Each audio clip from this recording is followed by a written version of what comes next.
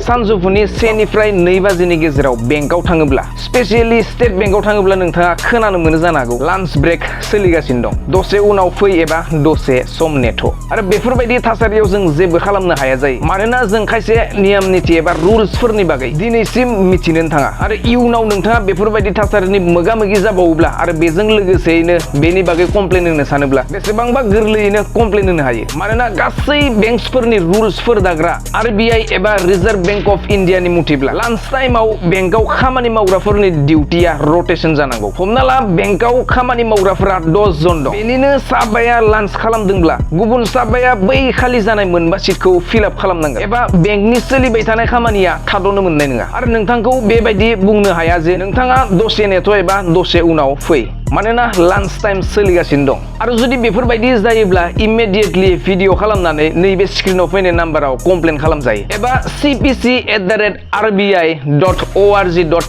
नैबे वेबसाइटआवबो थांनानै नोंथाङा कमप्लेन रेजिस्टार खालामनो हायो।